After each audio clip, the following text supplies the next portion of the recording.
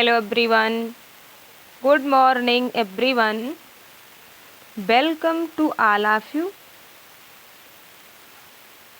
Dear parents, जैसा कि आपने थंबनेल में देखा ही है कि आज की क्लास में हम लोग प्रीवियस ईयर के क्वेश्चन पेपर सॉल्व करेंगे जो कि आपके KGMU स्टाफ नर्स एग्ज़ाम 2019 के क्वेश्चंस हैं, राइट। तो चलिए स्टार्ट करते हैं।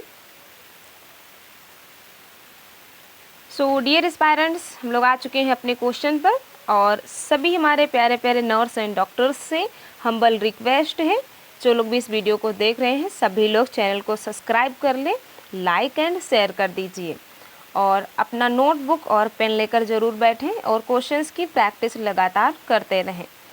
तो आपको बहुत समय से इंतज़ार था कि हम लोग प्रीवियस ईयर के क्वेश्चन पेपर सॉल्व करें, तो आज हम आपके लिए लेकर आए हैं प्रीवियस ईयर का question paper, that is KGMU 2019 का। ये आपका स्टाफ नर्स का प्रीवियस ईयर क्वेश्चंस हैं, राइट। तो जैसे कि पहले हम लोग अलग स्लाइड पर एक अच्छी तरीके से सॉल्व करते थे, वैसे ही इस बार भी करने वाले हैं, क्योंकि जो हमें PDF मिला था वहाँ पर चीज़ें विजिबल नहीं है। अगर हम डायरेक्ट उसी PDF से पढ़ाएंगे जो आपका क्वेश्चन पेपर था, तो फिर वहाँ पर चीज़ें आपको विजिबल नहीं होगी और समझने में डिफ़िकल्टी होगी, राइट। तो यहाँ पर हम लोग अलग क्वेश्चंस टाइप करके उनको अच्छे से डिटेल में समझेंगे।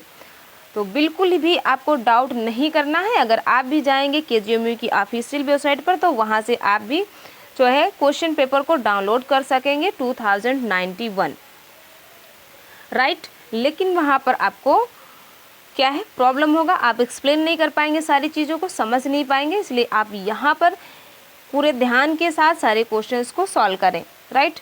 चलिए स्टार्ट करते हैं। देखेंगे फर्स्ट क्वेश्चन क्या है। What is the purpose of using blue thread sponges for abdominal surgeries, है ना। सब हम एब्डोमिनल सर्जरी के लिए जो ब्लू कलर वाले स्पॉन्जेस होते हैं उन्हें क्यों यूज़ करते हैं, उनका क्या पर्पज़ है यूज़ करने का, right. Enhanced visibility and identification, absorption of access fluid, या फिर प्रिवेंशन ऑफ इन्फेक्शन, या फिर हीमोस्टैसिस। सभी लोग आंसर करने की कोशिश करेंगे। बहुत ही बेहतरीन तरीके से आपको तैयारी करनी है अपने एग्ज़ाम्स की, राइट। तो अच्छे से आप क्वेश्चन का आंसर ज़रूर करने की कोशिश करेंगे और सभी पॉइंट्स को आप नोट भी करेंगे। चलिए, तो यहाँ पर आपका करेक्ट आंसर क्या हो जाएगा, that is option number A, है ना। सो हम ब्लू कलर के जो थ्रेड लाइक स्पंजेस होते हैं उन्हें एब्डोमिनल सर्जरी में यूज़ करते हैं, जिससे कि वहाँ के एरिया में विजिबिलिटी और उसे हम क्लियरली आइडेंटिफाई कर सकें। सो नॉर्मल क्वेश्चन था, आपको ऑप्शन ए करेक्ट हो जाएगा। चलिए नेक्स्ट देखते हैं। नेक्स्ट क्वेश्चन क्या है। World water day is observed on. देखिए, डेज से रिलेटेड ऑलरेडी हम लोग क्लास कर चुके हैं, तो प्लीज़ आप वहाँ जाएंगे, उस क्लास के सारे क्वेश्चंस को सॉल्व करेंगे, जो कि आपको प्लेलिस्ट में ही मिल जाएगा, राइट। तो यहाँ पर आपको बताना है वर्ल्ड वाटर डे हम कब सेलिब्रेट करते हैं, कब इसे ऑब्जर्व किया जाता है, 22 फरवरी, 22 मार्च, 12 फरवरी, या फिर none of this. So correct answer क्या है, ऑप्शन बी, 22 मार्च को हम वर्ल्ड वाटर डे सेलिब्रेट करते हैं, राइट। चलिए नेक्स्ट क्वेश्चन देखेंगे। What is the ratio of adrenaline dilution, है ना। जो एड्रेनालाइन है ना, कमज़ोर पड़ने का अनुपात क्या है। अरे ये देखिए, क्या ही इसका हिंदी करके आया है ना, हिंदी वाले से समझेंगे। एड्रेनलिन डाइल्यूशन की बात हो रही है ना। जब हम किस पेशेंट को एड्रेनलिन का इंजेक्शन देते हैं तो उसे हमें डाइल्यूट करके दिया जाता है, राइट। जो आपका ये एड्रेनालाइन है ना, इसको और हम क्या कहते हैं, एपिनेफ्रिन के नाम से भी जाते हैं, और इसे मेडिकल इमरजेंसी के दौरान देते हैं। जैसे अगर हम बात करें, दैट इज़ कार्डियक अरेस्ट, है ना, कार्डियक अरेस्ट एंड जो आपका एनाफाइलेसिस, इसके दौरान एड्रेनालाइन का इंजेक्शन दिया जाता है।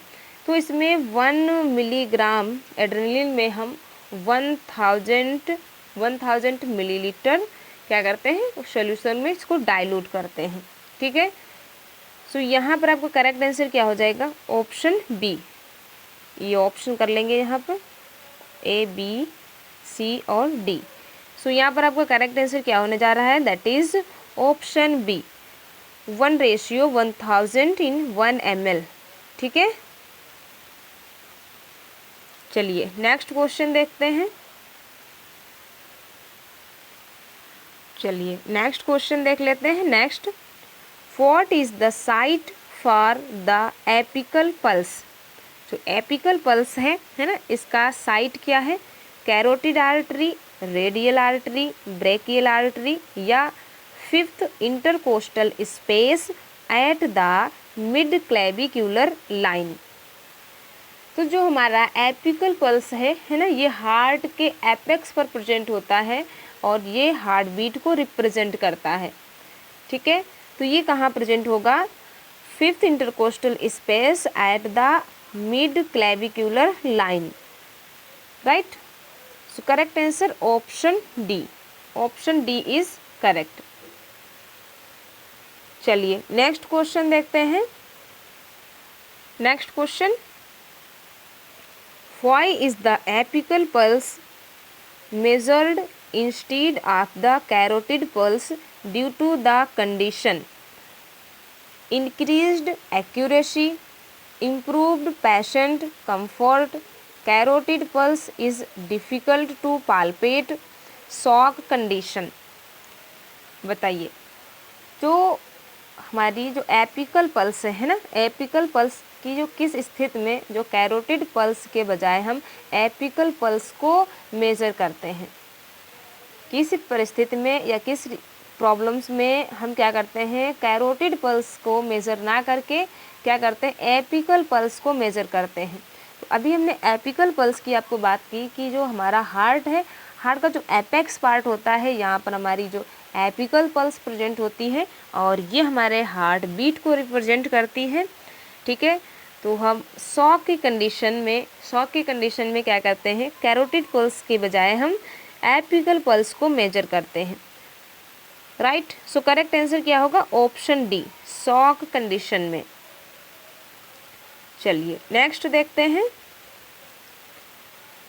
द एंटीडोट है ना, the antidote for opioid poisoning is. जो ओपॉइड्स होते हैं है ना, लाइक आप कह सकते हैं मार्फिन है ना, या फंटल जो फेंटेनिल होता है ना, सॉरी फेंटेनिल है ना, फेंटेनिल और क्या मार्फिन, ये आपके क्या हैं, ओपॉइड्स हैं है ना, ओपॉइड्स हैं।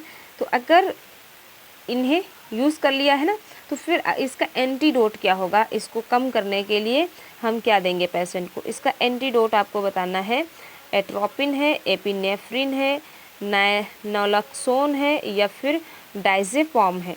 बताइए, या फिर डाइज़ेपम है।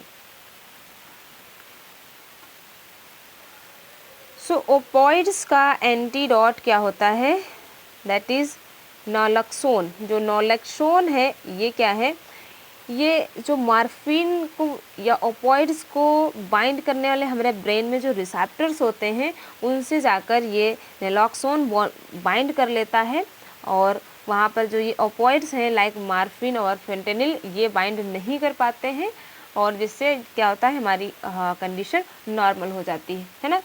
सो करेक्ट आंसर क्या होगा, ऑप्शन सी। ये हमारे जो रिस्पायरेटरी ट्रैक्ट है, जो रिस्पायरेशन की प्रोसेस, उसको काफ़ी जाके ये क्या करते हैं, इफेक्ट करते हैं। ठीक है, रिस्पायरेटरी डिप्रेशन का ये रीज़न बन सकते हैं अगर हमने ओपोइड्स लिया है। तो फिर इसके लिए एंटीडोट क्या लेंगे, नेक्सोलॉन लेंगे। चलिए नेक्स्ट देखेंगे।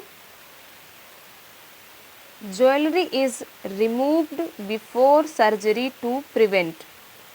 सर्जरी से पहले हम क्या करते हैं, ज्वेलरी को निकलवा देते हैं है ना, बट ऐसा क्यों करते हैं, इन्फेक्शन, स्कैरिंग, टिश्यू डैमेज या फिर burning sensation due to inflammation. क्या रीज़न होते हैं कि जो किसी भी हम पर्सन की सर्जरी करना होता है ना, तो उसको क्या करते हैं, वो जो उसने पहन रखा होता है रिंग वगैरह, उसको हम लोग निकलवा देते हैं, है ना। तो ऐसा क्यों करते हैं? क्योंकि जो मेटल्स होते हैं, जो मेटल की चीज़ें होती हैं, वहाँ पे बैक्टीरिया वगैरह हो सकते हैं, वायरस हो सकते हैं, है ना। और वो अगर हमने जहाँ पे सर्जरी किया है वहाँ पर अगर उसके कांटेक्ट में आएंगे तो क्या कर देंगे, ये लोग इन्फेक्शन कर देंगे, है ना, इन्फेक्शन कर देंगे। करेक्ट आंसर क्या होगा? Option A. इसलिए हम लोग ज्वेलरी को रिमूव करवा देते हैं बिफोर सर्जरी। क्लियर? चलिए नेक्स्ट देखेंगे। The gloves used by the surgeon are non latex as it may cause, है ना। जो सर्जन है वो जो है नॉन लैटेक्स ग्लव्स को यूज़ करते हैं ड्यूरिंग सर्जरी। बट ऐसा क्यों करते हैं? इन्फेक्शन, एलर्जी, स्किन इरिटेशन या फिर रिड्यूस्ड डेक्स्ट्रिटी, बताइए। तो सर्जरी के दौरान सर्जन जो ग्लोव्स पहनते हैं वो नॉन लैटेक्स होते हैं, क्योंकि अगर वो लैटेक्स वाले ग्लोव्स पहनेंगे, है ना, लैटेक्स ग्लोव क्या कर सकते हैं, किसी भी पर्सन में इन्फ्लेमेशन करा सकते हैं, है ना, एलर्जी करा सकते हैं, इसलिए लैटेक्स ग्लोव्स नहीं यूज़ करते हैं। ठीक है, तो नॉन लैटेक्स किसके बने होते हैं? जो नॉन लैटेक्स ग्लोव्स हैं ये जनरली नाइट्रिल, ठीक है, नाइट्रिल सिंथेटिक मटेरियल से बने होते हैं, जो कि पेशेंट को उस एलर्जी, इन्फेक्शन, इन सारी चीज़ों से प्रिवेंट करते हैं। राइट, तो यहाँ पर क्या करेक्ट आंसर होगा? इन्फेक्शन, एलर्जी, स्किन इरिटेशन या फिर रिड्यूस्ड डेक्स्ट्रिटी। सो करेक्ट क्या हुआ? ऑप्शन बी, है ना, एलर्जी रिएक्शन जो कॉज कर सकता है, जो कि लैटेक्स ग्लोव्स होता है ना, तो फिर इसको प्रिवेंट कर सकते हैं हम नॉन लैटेक्स ग्लोव्स पहनकर। सो करेक्ट आंसर क्या हुआ? Option number B.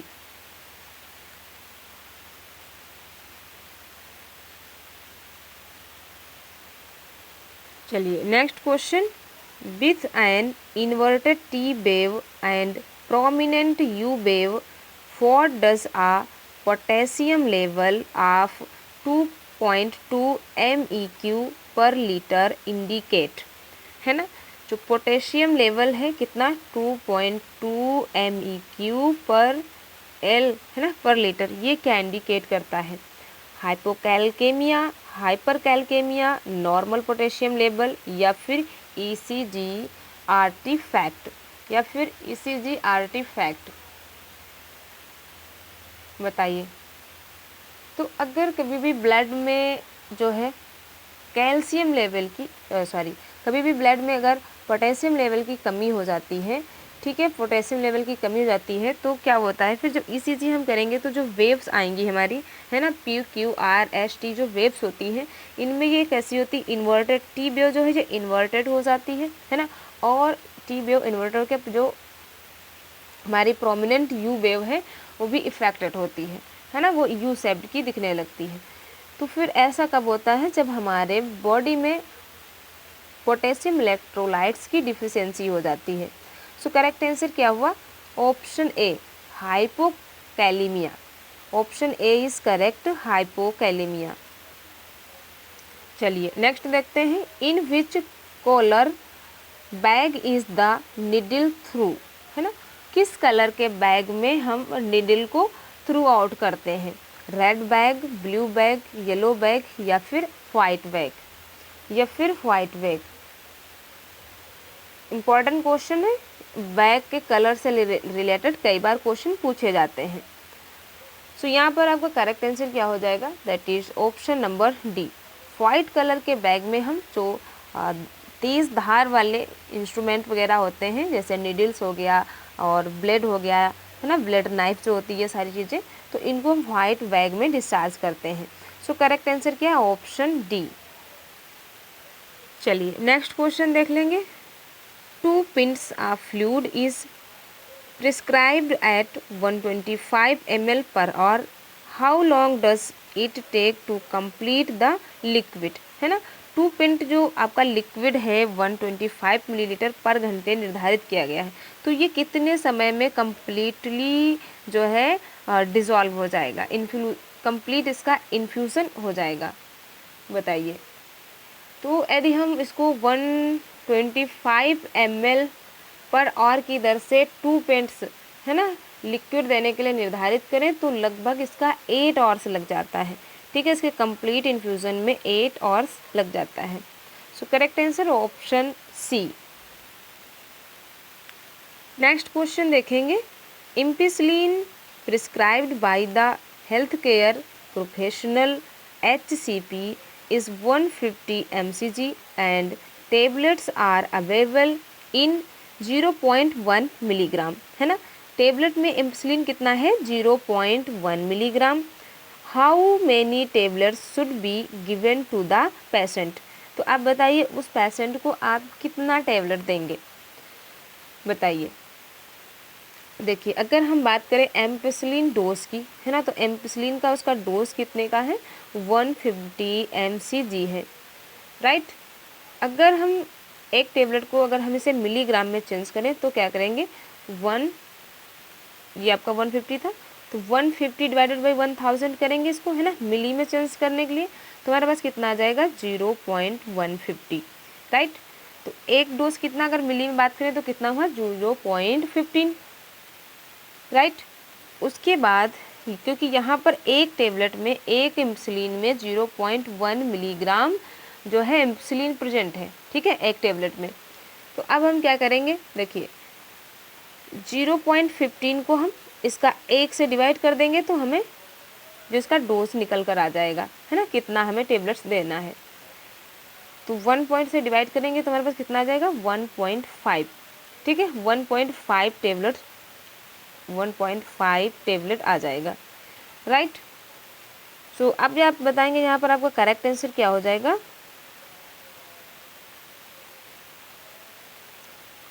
Option number B 1.5 tablets. Clear. चलिए नेक्स्ट देख लेते हैं। Ryle tube is not confirmed by gastric aspiration if the patient, है ना। जो हम राइल ट्यूब या जिसे हम नेजो गैस्ट्रिक ट्यूब के नाम से भी जानते हैं, तो अगर हम उसके पेशेंट में अगर इंसर्ट करते हैं तो फिर क्या करते हैं, स्टमक और जो उसका गैस्ट्रिक एरिया उसको कन्फर्म करते हैं उस एस्पायरेशन। मगर ऐसा कब नहीं हो सकता है, यदि पेशेंट को क्या है is in a state of shock, has a history of GARD is expiring severe pain, है ना, वो जो है उसको काफ़ी सीवियर पेन हो रहा है, या फिर हैज़ आ नेजल ऑब्स्ट्रक्शन। बताइए कब हम नहीं कर पाएंगे ऐसा। तो अगर पेशेंट शॉक की कंडीशन में है तो फिर हम रिलेटिव्स को इंसर्ट नहीं कर पाएंगे, है ना। सो correct answer option number A, है ना। फिर हम जो उसका गैस्ट्रिक एस्पायरेशन जो कंफर्म करते हैं वो नहीं कर पाएंगे। चलिए नेक्स्ट देखेंगे। Diabetes mellitus with ketone bodies in urine, blood glucose level 72 milligram पर DL, CO2 लेवल 39, है ना, CO2 लेवल कितना है 39 इंडिकेट्स। यह क्या इंडिकेट करता है, हिंदी वाले यहाँ पर हिंदी में अच्छे से कर लेंगे। इस बार आपके प्रीवियस ईयर क्वेश्चन पेपर में कोई प्रॉब्लम नहीं होगी क्योंकि यहाँ पर आपको क्वेश्चन पेपर बाय लैंग्वेज में प्रोवाइड है, राइट। तो अगर आपने अभी तक चैनल को सब्सक्राइब नहीं किया है तो सब्सक्राइब कर लीजिए, शेयर कर दीजिए एंड लाइक का भी बटन प्रेस कर दीजिए क्योंकि हम आपके लिए लेकर आते हैं प्रीवियस ईयर के क्वेश्चन पेपर्स, राइट। सो ये सारे क्वेश्चन पेपर आपके लिए बहुत हेल्पफुल रहेंगे। आप एनालाइज करेंगे यहाँ से कि आपका कॉन्सेप्ट कितना अच्छा है और आप ये भी यहाँ पर एनालाइज कर पाएंगे कि कितने ही बेहतरीन क्वेश्चंस आपके KGMU में पूछे जाते हैं, राइट। तो KGMU का भी आपका नोटिफिकेशन आउट हो गया है, शायद देख लीजिए एक बार, है ना। और इसके साथ साथ आप UPPSC स्टाफ नर्स की तो प्रिपरेशन कर ही रहे हैं, तो ये सारे UPP जो आपका है या फिर KGMU है या जितने भी आपके स्टाफ नर्स एग्ज़ाम से रिलेटेड एग्ज़ाम से, है ना, स्टाफ नर्स एग्ज़ाम है, उन सभी के लिए ये बहुत ही इम्पॉर्टेंट है। चलिए देखेंगे यहाँ पर हमारा करेक्ट आंसर क्या हो जाएगा। डायबिटिक कीटोएसिडोसिस, हाइपरग्लाइसेमिक हाइपरऑस्मोल ऑस्मोलार सिंड्रोम, या फिर हाइपोग्लाइसेमिया, या फिर नॉर्मल मेटाबॉलिक स्टेट? बताइए। सो यहाँ पर आपका करेक्ट आंसर क्या होगा? That is option number A, diabetic ketoacidosis. चलिए नेक्स्ट देख लेते हैं। Which is true regarding revised ECT, है ना। रिवाइज्ड ECT के रिगार्डिंग यहाँ पर आपको ट्रू क्या दिया गया है? General anaesthesia is not required, muscle relaxant is used, electric shock are delivered to the brain, या फिर it is only used for psychiatric disorder. Psychiatric disorder, बताइए यहाँ पर आपका करेक्ट आंसर क्या हो जाएगा? तो अगर हम ECT की बात करें तो ECT के रिगार्डिंग ये मसल्स रिलैक्सेंट को यूज़ नहीं करते हैं, है ना। मांसपेशियों को आराम देने वाली मेडिसिन का यूज इसमें नहीं किया जाता है। सो करेक्ट आंसर क्या है? Option number B. चलिए नेक्स्ट क्वेश्चन देख लेते हैं। नेक्स्ट,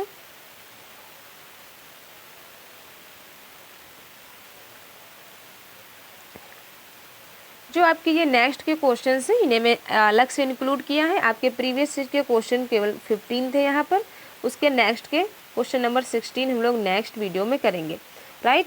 यहाँ पर आपके लिए डे से इम्पॉर्टेंट कुछ क्वेश्चंस हैं जिन्हें आप जरूर सॉल्व करेंगे, राइट। क्योंकि अभी यहाँ पर आपने देखा आपसे वर्ल्ड वाटर डे पूछा गया था, तो आपका मेडिकल साइंस से रिलेटेड, अर्थ से रिलेटेड, है ना कहीं से रिलेटेड आपसे एक डे से रिलेटेड क्वेश्चन जरूर पूछा जा सकता है। सो यहाँ पर आपको लिए एक डे से रिलेटेड क्वेश्चन है जिन्हें आप ध्यान से सॉल्व करेंगे। देखिए क्वेश्चन क्या है, 16 question. Which day is celebrated on January 24 every year, है ना। 24 जनवरी को हम क्या सेलिब्रेट करते हैं? World day of mine awareness, world naturist day, national girl child day, international day for achievers. बताइए यहाँ पर आपको करेक्ट आंसर क्या होगा? हमारे सभी पेरेंट्स आंसर करने की जरूर कोशिश करेंगे।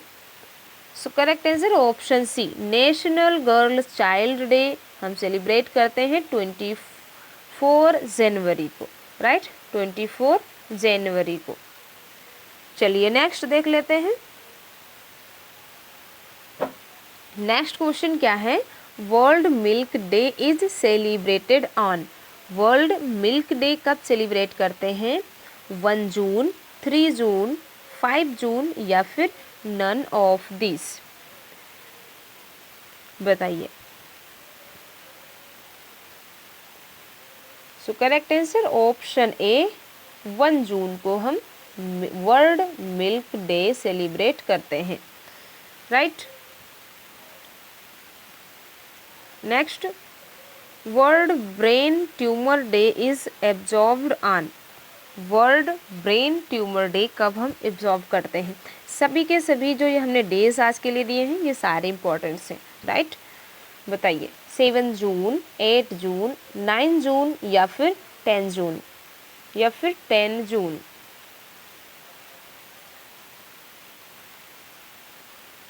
सो जो वर्ल्ड ट्यूमर डे है इसे हम 8 जून को सेलिब्रेट करते हैं। Option B correct, option B correct हो जाएगा। नेक्स्ट क्वेश्चन, नेक्स्ट क्या है? Climate action, climate action is the theme of which day in June? इनमें से वो कौन सा जून है, इनमें से वो कौन सा डे है जो जून में सेलिब्रेट किया जाता है और उसका थीम क्या है? Climate action. बताइए। World hydrography day, world sauntering day, world day to combat desertification and drought, या फिर इंटरनेशनल योगा डे, या फिर इंटरनेशनल योगा डे? सो यहाँ पर आपको करेक्ट आंसर क्या हो जाएगा? Option number C, world day to combat desertification and drought. इसे हम जून में सेलिब्रेट करते हैं और ये इसका थीम है। चलिए नेक्स्ट क्वेश्चन देखते हैं। International women's day is celebrated on. International women's day कब सेलिब्रेट करते हैं? 8 मार्च, 11 मार्च, 18 मार्च या फिर 21 मार्च। सो बहुत इजी क्वेश्चन है ना, कई बार आपको अभी तक अच्छे से याद भी हो गया होगा।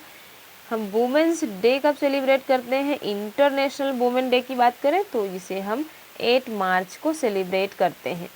क्लियर? सो डियर एस्पायरेंट्स, आज की क्लास के ये मोस्ट इम्पॉर्टेंट क्वेश्चंस थे और जिनमें आपने प्रीवियस ईयर के क्वेश्चन पेपर सॉल्व किया। ऐसे ही नेक्स्ट क्लास में हम लोग नेक्स्ट जो हमारे पास रेस्ट ऑफ क्वेश्चंस हैं प्रीवियस ईयर के वो सॉल्व करेंगे। तो सेशन बहुत ही इंपॉर्टेंट है, आप इसे पूरा देखें, सारे क्वेश्चंस अच्छे से सॉल्व करें।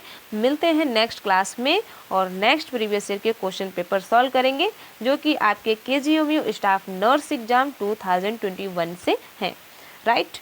2019 के क्वेश्चंस हैं ये, राइट। चलिए, thank you so much everyone, मिलते हैं नेक्स्ट क्लास में।